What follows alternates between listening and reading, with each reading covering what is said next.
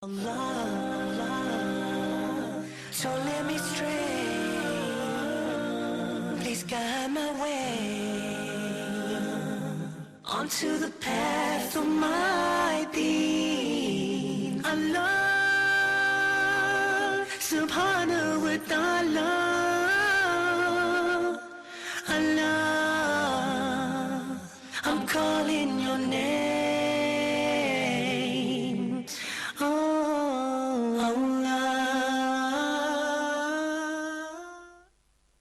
Assalamu alaikum wa rahmatullah. Welcome to another episode of Let's Talk on your favorite channel, Huda TV. I'm your host, Arkham Rashid. Most of us have faced some sort of tragedy in our life. Sometimes these tragedies make us lose ourselves, and it's very hard for us to get our lives back together. And this is when we need self-healing. Now, self-healing renews the state of our body, our mind, and our souls. So in tonight's episode, we want to talk about the importance of self-healing and how we can heal ourselves after a tragedy. So I'm going to start off as usual by letting my guest introduce themselves. If I can start with my right brother, if you can give me your name, where you're from, and just a little bit about yourself. Go ahead. Assalamu alaikum wa rahmatullah. My name is Ali Omar Ahmed Al-Ghazali. I'm 20 years old and I'm a student of Language and Translation, Department of Islamic Studies at Al-Azhar University. Alright, Ali, I want to welcome you to the show. Thank you so much. I'm glad that you're here joining us tonight for Let's Talk. Thank you. Brother, if I can get your name, where you're from, and just a little bit about yourself. Go ahead. Assalamu alaikum. My name is Hussein Abdul Hakim. Actually, I've learned at Al-Azhar University, the Faculty of Language and Translation, Islamic Department, Islamic Studies Department. Alright. And I have 28 years old. Alright, Brother Hussam, and you're from Egypt Yes. as well? Alright, I want to welcome you to the show, Brother Hussam. I'm glad to have you here tonight. Welcome. Alright, if I can go to this side, brothers, if I can get your name, where you're from, and a little bit about yourself. Go ahead. Sure. First of all, assalamu alaikum. My name is Yasser Al-Ashqar. I'm from Alexandria, Egypt. I'm both Moroccan and Egyptian, actually, by the way. And I'm studying in my fourth year, doing Bachelor of Commerce from Alexandria University, and inshallah, hopefully, to get it done with. Alright, inshallah, may Allah subhanahu wa ta'ala help you in that endeavor. Brother, if I can get your name, where you're from, and a little bit about yourself. Go ahead. Assalamu alaikum. Wa alaikum salam. In the first place, I'm pleased to be here today. And we're pleased to have you here. I'd always want to be here, participating in programs at Huda TV. My name is Ismail Tarawali from Sierra Leone. It's a small country in West Africa. And also I'm a graduate of Al-Azhar University, Languages and Translation. Now I'm doing my master's in the same faculty. So that's it for me. MashaAllah. And how are you liking Egypt so far? It's a great place, very nice, people. They have a lot of places, historic places that you can go to see. So a lot of traffic as well. A lot of traffic, actually. Yeah. All right, now before we actually begin our conversation, we're going to take a look at a short video clip, and then we're going to start our conversation. How perfect my Allah is, and I praise. Subhanallahi wa bihamdihi, subhanallahi. How perfect you are.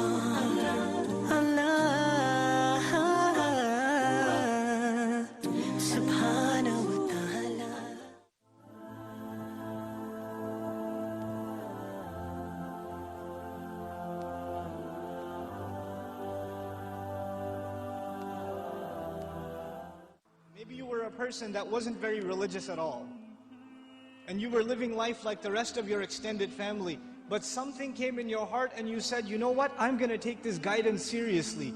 I don't know how it happened. Maybe Allah made it happen through some YouTube video or a friend, or however it happened, but you decided to make a change for the better in your life.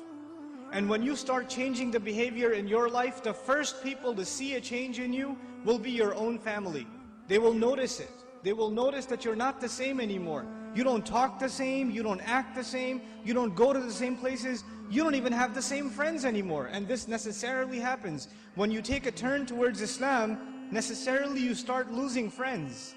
Because your old friends used to do pretty bad things, and now you can't do those things with them anymore, so you suffer a loss of friends. And at the same time, your family starts saying, you're acting a little too weird. And for the young man, the family might even say, what's that thing on your face? You forgot to shave? What happened to you? And the girl starts wearing hijab, and the family might even be in shock. And this is a Muslim family, mind you. They'll say, take that thing off your head. You're going to go out to the wedding looking like that? I can't sit in the car with you like that. What do you think we are? All of a sudden, you're the Islamic role model? Who died and made you, Shaykh? That all of a sudden we should be looking up to you. Remember what you were like last year, man? You were the party animal. Now you're going to go make salah? Yeah, seriously, please. We know what you're really like. In other words, not only have you lost your friends, from your family you get the nastiest kinds of sarcasm and criticism. All the time, all the time. Every chance they get, they say something to you. They say something about your beard. They say something about your habits of making salah. They say something about putting your children in Islamic school. They say something about sending your children to Sunday school, or you getting up for Fajr or Isha and going to the masjid. They'll have some comments for you, and those comments hurt. They burn pretty good.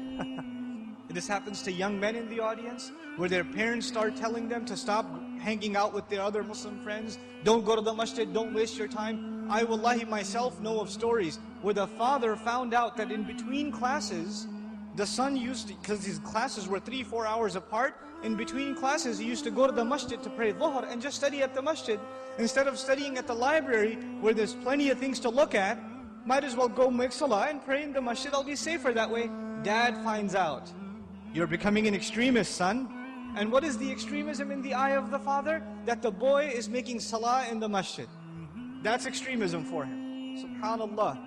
Muslims themselves, you think non-Muslims are averse to Islam? Have you seen what Muslim families are doing to their own? What parents are doing to their children? I know of cases myself where parents said, we will not pay your college tuition. We will not look for a wedding made for you until you take that hijab off. We will not do it. We do not accept you as our daughter until you take that thing off. We will not show our face in public with you. You can't go with us anywhere. This is the mother telling, and you know what they'll say, what's amazing about that? They'll make you feel bad about yourself. They'll tell you, what kind of daughter are you? You should be ashamed of yourself, you're embarrassing your parents. We're Muslim, but we're not Muslim. We're not those kind of Muslims. That's not how we do things in our family, that's what they'll say. Our family is different, we don't do things like that in our family. That's those masjid people. Don't be like those masjid people. That's what they'll say. And you know what's amazing about that? If you look at a portrait of your great-grandparents from back in the day, good old great-grandpa's got a big old beard and you can't even see grandma's face. So who's being true to the family and who's an embarrassment to the family? See, this is Muslim families today. And you're in the midst of all of this. And you know what happens? Because you've made a decision to turn towards Islam. Allah, subhanahu wa ta'ala, Allah, I'm calling. Welcome back. Now I hope you guys enjoyed that short video clip. I want to start off by asking my guests their thoughts on it. So Brother Ali, if you can share me your thoughts on that video clip. Yeah, it's a very interesting video, and mashallah, Brother Nouman Ali Khan is a brilliant speaker. And he pretty much said it all, but just wanted to highlight that, you know, what the brother he said, that everyone, or a lot of the Muslims are facing, you know, problems in their lives from family, from friends, and facing, you know, sarcasm, facing, you know, comments from the friends, from, you know, from the people around them that can, you know, put them down, can hurt their feelings, can hurt the emotions.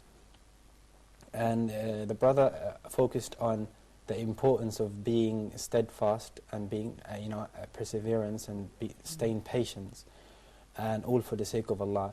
And sometimes you know, it's very difficult to be patient, especially if you have to deal with your parents and your family, because they're very close, the closest people to you, but sometimes they can be very mean to you, you know, through comments and, you know, sarcasm and stuff. So are you indirectly telling your parents that are watching the show that they're a bit mean to you? No. I'm commenting on the video only. Alhamdulillah, my parents are good. If they watch this episode, you'll be in trouble there. So yeah, this is all, you know, a test from Allah. The Muslim, every Muslim has to come to the realization that this life is a test from Allah. As Allah said in in the beginning of Surah Al-Mulk, وَالَّذِي خَلَقَ الْمَوْتَ وَالْحَيَاةَ لِيَبْلُوَكُمْ أَيُّكُمْ أَحْسَنُ عَمَلًا. Allah created life and death to test you, who's good, who will do good and who will do bad. So this whole life is a test, and test can be within the household, it can be outside as well. And that's why we Muslims should, be patient and raise our children to be patient and to persevere these, problems that they face. All right, Brother Hussam, can I get your thoughts on the video? Yeah, I think the Sheikh Nouman is concentrated about two basic things. There are a main reason for success, to make the people to make the things is more successful. Yeah, and those are the friends and the time. Differences are one of the basic things, because your friends is going to grab you, even for the good or for the bad, for the success or for the fail. So this is one of the basic thing. And the other thing is the time. The time. The time is your life. So if you wanted to think about yourself and to improve everything, you have to be aware of your time, and you have to work good at your time and know every minute you lost. Good time management. Every minute you will lose. All right. If I can go to this side, brother, can I get your thoughts on the video? Sure. Brother Nouman Ali Khan, he talked about how a lot of problems can cause mental or even it can go to being seriously ill, seriously sick, because you come in to think about a certain problem or a certain issue that you faced or you went through. Example, you can say like maybe one of your close friends or relatives has died, and you can't get over it. Basically, it affects your mentality, it affects your emotions, it affects eventually your behavior with others, like you don't be yourself anymore. You're acting differently, just like Brother Nouman said. So like your potentials are not fully, presented in this world. You have to be fully motivated. Don't let anything drop you down, and preserving the mindset, preserving the correct mindset will lead you towards better relations, better success, having good morals, having good standards, not having a terrible or a bad memory of something that messed up your life. Get over it. Don't get attached to it. Don't let it hold you down. Exactly. Move on to it. Don't just live this misery every day, repeating, going through a circle, running around in a circle, So that's pretty much for all. All right, Brother Ismail, what were your thoughts on that video? Well, actually, it's a very nice video. The brother there was trying to tell us about how much we can overcome the problems that we face day after day, and I believe I can describe the whole thing as like in two factors.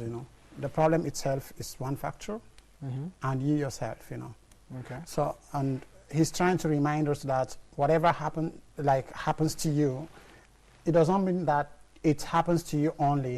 It must have happened to someone else, and it's also going to happen to someone else. So, what you should understand is that whatever happens to you, you are the right person to control it. Yeah, because Allah subhanahu wa ta'ala wouldn't give that problem to you if you weren't able to handle it. Exactly. And no matter what the problem is, even this especially he's trying to talk about not a medical, that's a physical medical, cure, but it's the spiritual, the way you act yourself, the way you try to solve the problems that you face yourself, And in that situation, you have to understand that you are, no matter how people even talk to you, like friends, there are good friends and there are bad friends. Some friends, they only come around you if they know that there is good thing that they can gain from you.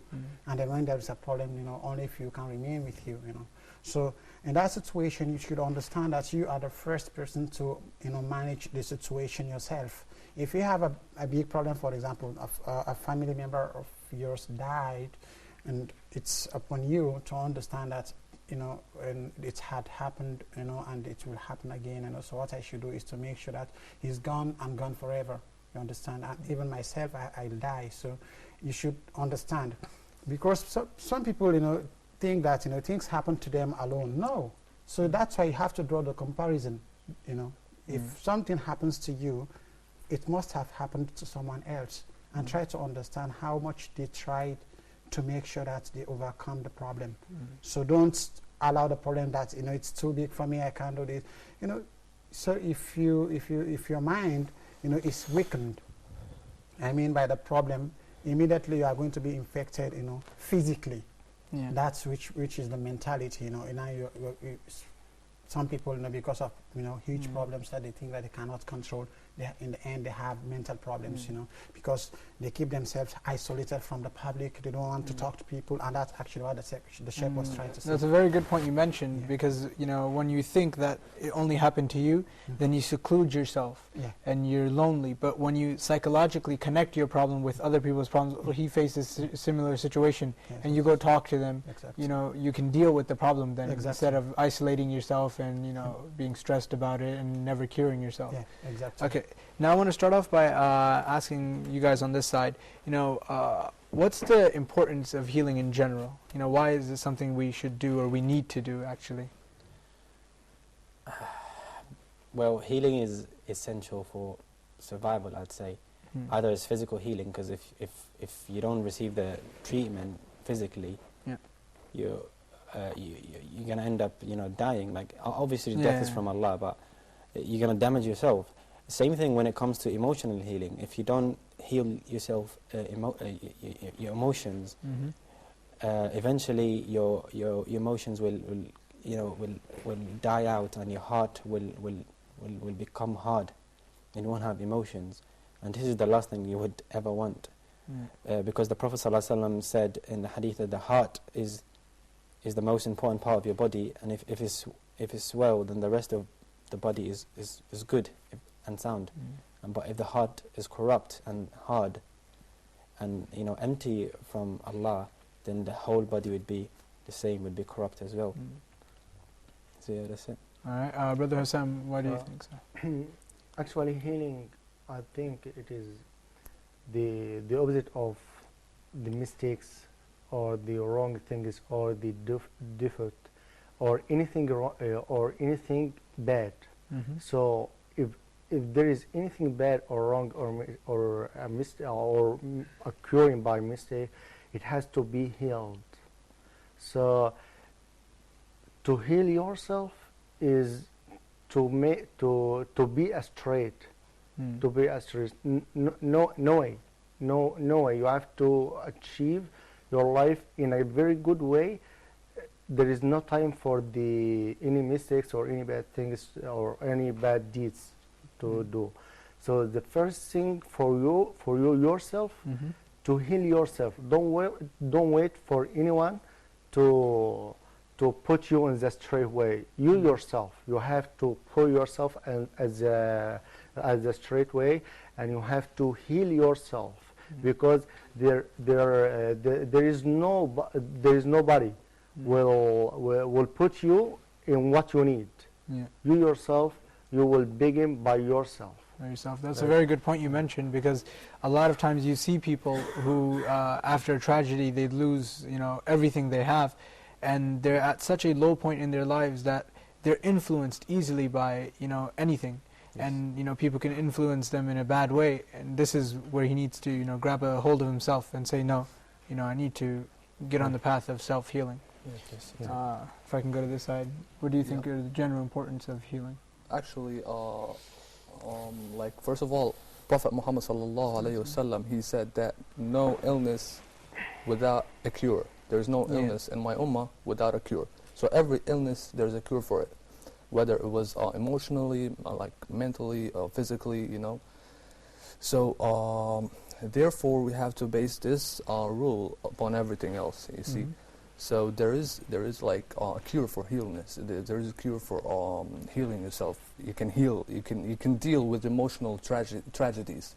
You can like if somebody, let's say, like somebody died, and you can't handle it.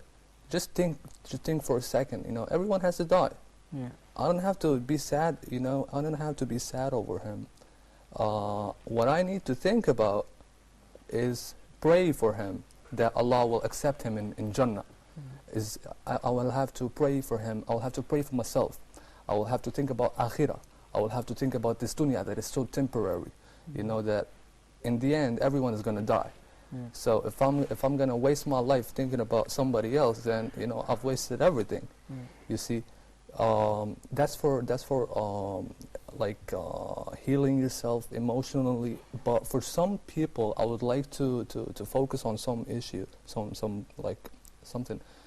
For some people will get sad out of nothing, you know, without any causes, without any reasons. And I would advise them to read more Quran, because that is from all these acts are from evil.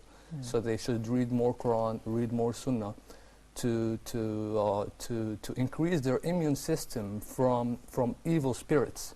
You see, we Muslims believe that if anyone felt tragedy or felt, you know, had a misfortune, if Allah loved someone, He would test him with misfortune. He would test him with you know, with trouble, with tragedy.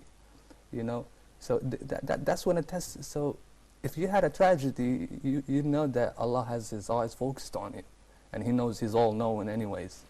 So you have to focus on your deeds more, you see, to be more effective and efficiently. So read more Quran, read more Sunnah, try to increase your immune system. Don't fall for other people. Other people tell you like, you know, any negative comment that will put people down. You know, it makes me really angry to see people that would just, you know, drop back, you know, from any. Just be strong and, you know, handle it. You know, this life, it doesn't matter. You know, move on, get over it. Focus on what's right. Because it's temporary. It's dunya. It's not gonna last forever. You know, sooner or later we're all gonna die. You know, everyone has problems, and if you have a problem, you should thank God. You should say Alhamdulillah, because that's when you know that you're a good person. You know, you might be righteous, close to piousness at least. You see, that's why God will test you. On the other hand, if you didn't have any problems in your life or any misfortunes or anything, know that something is wrong within you, because that's when Allah is blessing you with, you know, everything. So you won't demand for anything in the hereafter, in afterlife. You see, you got everything that you deserved in life. You didn't cry for someone. You didn't, you know, you had everything. You had money. You had, you know, everything. So in the judgment day, you have no excuses. So that's something people should look for it as a plus. You know, it's not a bad thing, it's a good thing. It's a blessing. You should just try to control it and get a strong grip of it. That's it. All right, Brother Ismail, what do you think? Yeah, the brothers have mentioned things that are very much important, you know, and what I would like to add to that is, you know, healing itself, you know, it's something that we should always understand how to do that, you know, because healing, especially when you heal yourself, it requires you to understand the strategies of healing yourself. One thing that you should understand, if you had a problem, you know, there are problems actually that we, you know, they come all of a sudden, you know, just maybe accidents, for example, or the death of someone. But there are some other problems actually, if they happen to you, maybe you happen to trust someone and you are deceived. For example, you know, someone that you trust so much, you know, they deceive you, you know. You will be in a situation of anxiety or whatever, you know, So what you should do is, if it's something that comes from you and that makes you so sad, you have to understand that I'm not going to do this anymore. Try to understand, not to go back to do it, you know. Because there are too many things that we do, sometimes, you know, we end up regretting what we did, you know. And if it's something like, for example, the death of someone, or whatever. You know, it's very much difficult, you know, to control sometime when someone, a beloved member of the family, especially if someone that is taking care of you, helping you, you know, if they die, you know, you feel like they are not coming back, you know. But the same thing, you know, like I said earlier, you should understand that, you know, everybody will die, for example, and then so what I should do is just to try to build myself now. Now that, for example, if it's my dad, or if my mom, or if my sister, they've gone forever. So what I should do is to make sure that I start to build myself. And this is what we are talking about. How will you rebuild yourself after a bad situation occurred to you? So in this situation, you are required to, one, to be patient. You have to understand the nature of the problem, that I can't control. I can't revise this. I can't. Once it's been done, it's done. Yes, of course, it's done. It's done. You know, we are not talking, for example, if I'm a matter of examination, for example, I failed, you know, maybe last year, this year I will try to put more effort. That's something that can be changed. Yes, can be changed. But when someone died, definitely he's gone forever. So what you should do is to make sure that, one, you have to make sure that you understand the nature of the problem, and make sure that if it comes from you, do not go to do it again. And like what my brother said, you know, many people neglect reading the Quran. The Quran is the message of God, you know. For those, you know, I know that many people are following this channel, you know, because of the social issues that are discussed here. But here we are talking about, if we want people to accept Islam, you know. So because when you read the Quran, believe me, you know, you can't read one page, you know, you feel like, you know, God is talking to you directly. And that's actually what the Prophet advised us to do. That if you want God to talk to you directly, you have to read the Quran. And that's exactly what we're going to get into next. We're going to get into the different cures from our religion and from outside of our religion, and just general cures in overcoming self-healing. But before that, we're going to go for a short break, so stay tuned. How perfect my Allah is, and I praise Subhanallah wa bihamdihi, Subhanallah. How perfect you are, Allah, Subhanahu wa ta'ala.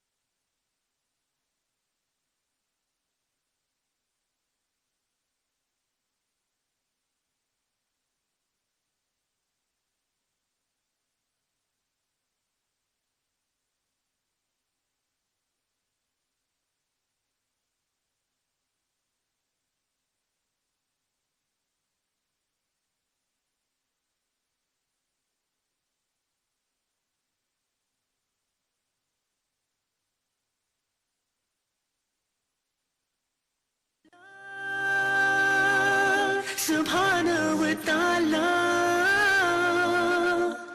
Allah, I'm calling your name. Welcome back to Let's Talk. Now, before the break, we were discussing different things regarding self-healing. And I said after we come back from the break, which is now, we're going to talk about different cures and how we can actually heal ourselves. So I'm going to start off by asking Brother Ali, how do you think we can, you know, what are some good ways in which we can heal ourselves? First of all, when Allah tests people with tragedies, you know, with the trials and tribulations, people tend to respond in 4 ways. There's 4 ways that people can respond in. First way is called as-sakhat, and this is the worst of responses. And sakhat is basically when you are not satisfied with Allah's decree, because at the end of the day, everything's predetermined and predestined by Allah. So sakhat is when you're not happy and you complain, why did that happen to me? Why, Allah, why did you do that to me? Why did you take my mother? Why did you take my friend? And this is the worst response. And this is not the healthy Islamic you know, attitude of a Muslim. The second response is sabr. Okay, sabr is better, obviously, than sakhat. Is when you're patient, when you remain, patient, and you just move on and get over it. Yeah. But there is also a response better than sabr, which is ar-rida. Ar-rida is when you're satisfied with Allah's decree, even if it was something bad, it's something good. Because at the end of the day, we don't know where the good is and where the bad is. As Allah said in Surah Al-Baqarah, عَسَى أَن تَكْرَهُ شَيْئًا وَهُوَ خَيْرٌ لَكُمْ عَسَى أَن تُحِبُّ شَيْئًا وَهُوَ شَرٌ لَكُمْ. You might hate something, but it's good for you. And you might like something, but it's not really good for you, it's bad for you. So, rida is to be satisfied with Allah's decree, with Allah's qadr. But there is, the last response is even better than rida. And this is the beautiful one, is a shukr, is to be thankful. And so, for example, when my friend or my brother, or a tragedy happens to me, my friend dies or something, what should I be thankful for? Well, first, as the brother, he said, that the Prophet ﷺ said in the hadith, إِنَّ اللَّهَ إِذَا أَحَبَّ عَبْدًا إِبْتَلَاهُ. If Allah loves someone, He would test him. And also, the Prophet ﷺ said in another hadith, أَعْظَمُ النَّاسِ بَلَاءً الْأَنْبِيَاء ثُمَّ الصَّالِحُونَ ثُمَّ الْأَمْثَلُ فَالْأَمْثَلُ. The people with the greatest tests, that face the greatest tribulations and go through the severest or the most severe, difficulties, are the anbiya. And then the salihun, the righteous people, and then every Muslim will face tests in accordance with his religion and with his level of iman. So if we look into this, the stories of anbiya, take for example Ibrahim alayhi salam, Abul Anbiya, the father of anbiya. The amount of tragedies and difficulties that he had to go through and the tests is far greater than what we face nowadays. He was told to leave his family in the middle of the desert, his wife and his kid Ismail alayhi salam, the Prophet. He was told to leave them in the desert, and it seemed to him, it would seem to everyone that it's his apparent death. In the desert, there's nothing, there's no food, no water. And he was also told to, slaughter his own kid. And he didn't complain to Allah. He was patient. He was satisfied with Allah's decree. And also, if we look into our Prophet Muhammad sallallahu alaihi wasallam's seerah, we see that he faced a lot of tragedies as well. Even before da'wah, he had 3 sons who passed away from a very young age. His mother passed away when he was like 4 or 5. His father passed away before he was even born. His uncle, before his uncle, his granddad passed away. His uncle, the very close uncle to him, he passed away. And not just that, he passed away not accepting Islam. And that was a very intense, tragedy to the Prophet ﷺ, because he was very dear to the Prophet's heart. But he died before accepting Islam. And the Prophet ﷺ, asked Allah to forgive him, but Allah told him that he would not be forgiven because he didn't die as a Muslim. Also, then his wife Khadija, the most beloved person to the Prophet ﷺ, died in the same year. So when we look at it, the Prophet ﷺ faced difficulties that none of us faced. And the difficulties and the trials doubled when the Prophet ﷺ started making da'wah in the early years in Mecca. And his Sahaba, they faced a lot of difficulties. So we have to ask ourselves, what kept them steadfast? Where did they seek the help from? Well, one way was, as Allah says in Surah Al-Baqarah, وَاسْتَعِينُوا بِالصَّبْرِ وَالصَّلَاةِ. They sought help in sabr and salah, in patience and salah. Salah is a very important way to heal yourself emotionally, very important. Also, they had this strong iman and this yaqeen, the certainty that this life is going to an end, and this is not the real life, this is a temporary life, and it will come to an end. And they actually saw Jannah, they felt Jannah.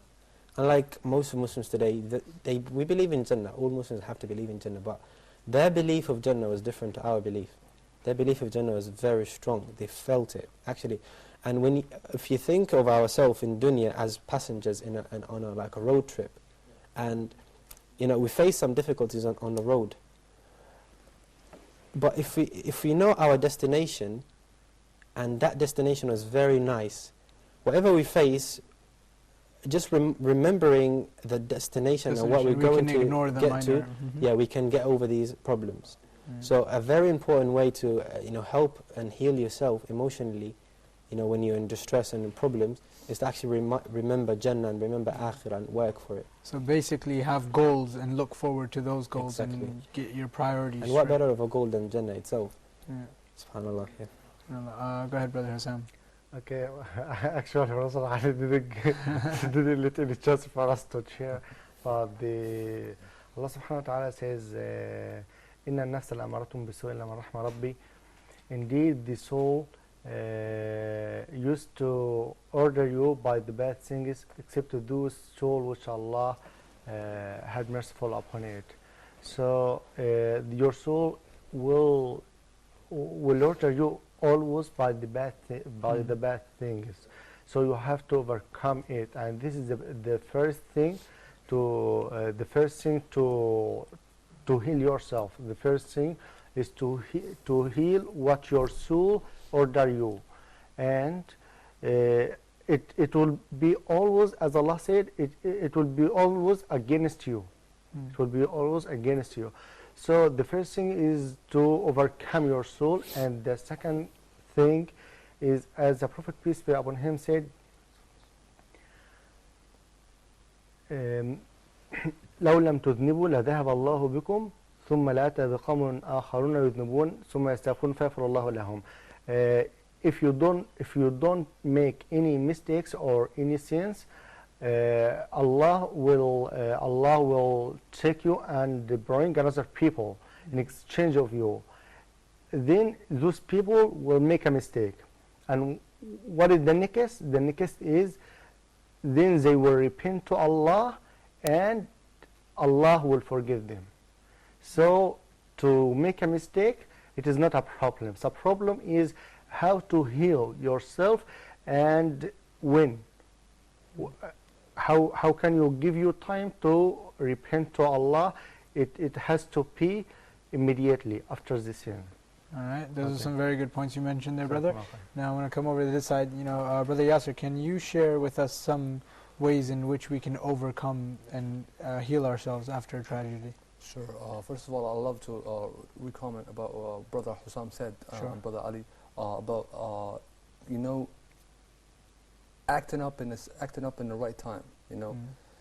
And what I like about what Brother Ali said is the sakhat, the thing about denial, God's denying God's tests or God's tribulation. His will and decree. Yeah, exactly. So it is divided to two things: will and free will. We humans we don't have the free will. So everything, maybe an atheist or anyone would say, okay, you don't have any control, so you have all the control in your life, so why don't you? No, well, Allah has the control. He knows what will happen, the thing that before it happens, but you control your road, the road, that the things that you choose, whether denying God's test or accepting God's test with being, while being happy, while being feeling blessed, feel favored that Allah has chosen you to prove that you're a pious person, that you're a righteous person. You see? So you should take the advantage of this one and act up in the right time. Don't deny it. Don't go for sakhat. Don't go for accept it. Just accept it. Most people would be like, why me? I'm this, I'm that. So if you it's a small, minor little test. Most people usually, what I personally see during like everyday life, most people fail it. Most people, they don't accept it. Most people will they hate it. They think that God has messed their life. Wal-'iyadhu billah, They don't realize that they control some parts, some aspects of their life, but the things that God has planned can be changed, and that is the test that you have to accept. You see, what you can't change is what you have to accept. Yeah. Exactly. All right, Brother Ismail, give us some cures. Yeah, that's great. The comments of the guys, they are very much nice. We should also remember that God says in the Quran, Bismillah ar-Rahman ar-Rahim, Isbiru wa sabiru wa rabitu wa taqullah. This, the word, I'm not an Arab, but, sabr, God says, Isbiru wa sabiru. Here, it means that we have to be patient. Most of the things that, go out of control in humans, it's because we are not patient of what happens to, to us. We believe that these things, and that's actually what brings about superstitious beliefs with other people. They believe that when something happens to them, maybe their neighbors or someone, it's not like that. Every life, so in this world, is tested. Noah alayhi salatu wasalam was tested. Ibrahim was tested. So all the prophets. So we are not excluded. So someone should understand it. So how do we find, the way out of the problems is, one, we have to be patient. We have to be patient. We have to understand that what actually happens to us, can be put under control if we are patient. Because God states that in the Quran that you can't even enter the paradise if you are not tested. How do I know if someone is not corrupt? If I have not put him in an office on to lead an organization where he can, I have to test you to know that, okay, I trust this guy. If you give him, $100, you will get that particular amount. I have to give you the money first. I have to trust you. But without that, how do I know that you are someone that I should be trust? I should be trusting in some issues. So that's why we have to understand that. Whatever happens to us, we have to get the control through patience. We have to be patient. That's number one. And number two, like the brother said there, you have to get the time. Get the time and look for the right people to help you, not the wrong people. You understand? There are some people who believe that if something happens to you, they may give you different interpretation of the situation. But look for example, here in Cairo or where in many countries, you have people like the sheikhs, the imams. They have experience.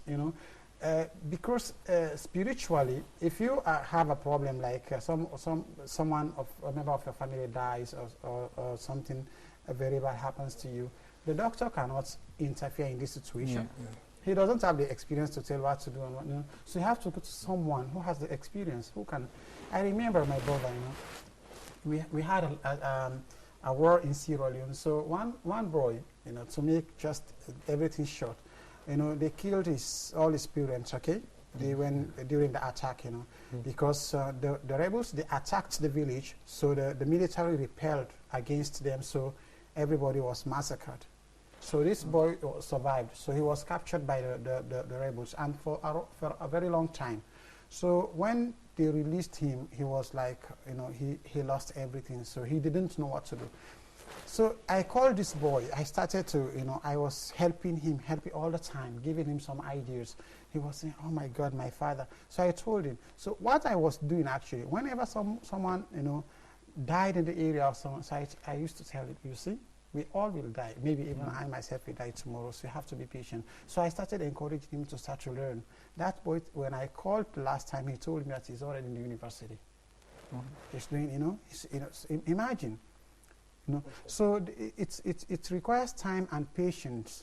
If you are not patient, believe me, you can't overcome the situation that you are in. You have to be patient, and you have to understand that whatever happens to you comes from God. Okay, there are some other things that actually they come from us from us humans. Maybe the wars that we see today, many people are killed. This we cannot connect it directly to God, because we should understand what to do to avoid the catastrophes that are happening today. If you don't avoid the problems, then the consequences will be very hard for us to bear. So we have to understand. We have to make sure that we do the right things so that we get everything done as we want them to be done. Yes. Yeah. Go ahead. Sorry.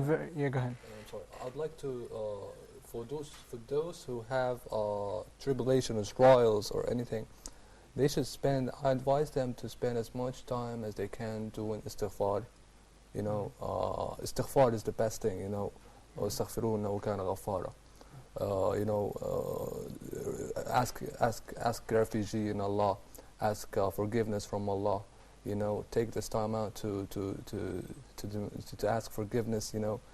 So I think istighfar is everything, pretty much everything, you know. It sums up a lot of issues.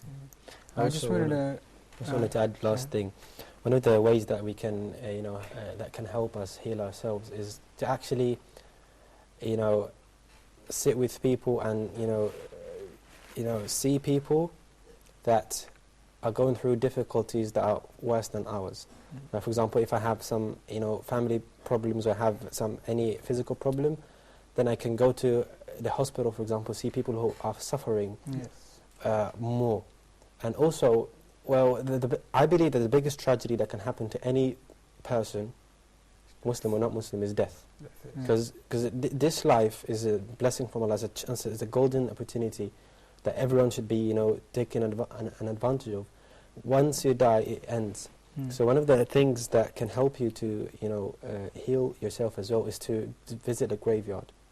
Because those people in the graveyard are buried there, they face the biggest tragedy ever. They died. So visit the graveyard, visit hospitals, meet up with people that are in a condition that is worse than yours. That makes you more thankful. And also, I wanted to add one thing about being thankful to Allah's decree, is that the Muslim have to realize that whatever bad happens to him, or anything, any tribulation, any difficulties that he go through, Allah uses it to remove his sins, as the Prophet ﷺ said, that any distress you go through, any tragedy that happens to you, any problems, Allah uses that. Even the Prophet ﷺ said, even if you step on a thorn, if you walk on the street and you step on something, you step on a leg or something, and it hurts you, it hurts you. Allah uses that to remove your sins. So this is another reason you should be thankful for the tribulations and the difficulties that you go through. I just wanted to quickly share some of my thoughts on of self-healing and what you should do after somebody passes away. I think the first thing is to give yourself some time to self-heal. So if take off from work and actually think about and grasp what happened. So for example, if somebody passed away, take a couple of days off and think about what happened, and know that there's nothing you can do to reverse it, like Brother Ismail said. You can't bring him back to life, but what you can do for him is pray for him, make dua for him, that wherever he's going to next, these duas can help him and stuff. So I just want to thank you guys for joining me here on Let's Talk and sharing your thoughts. Unfortunately, we're out of time, so we can't continue this conversation.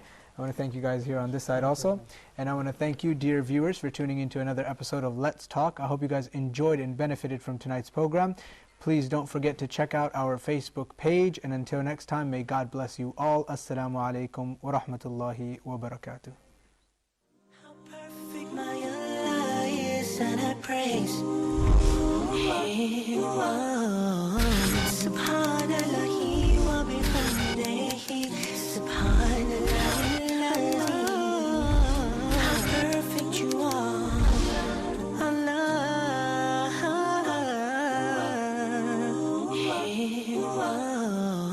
Subhanallahi wa bihamdihi, subhanallah al-azim. How perfect you are, Allah. Subhanahu wa ta'ala, Allah, Allah. Subhanahu wa ta'ala, Allah, Allah, I'm calling your name, Allah, I call you, I need you, Allahu Akbar, Allah, your mercy is great.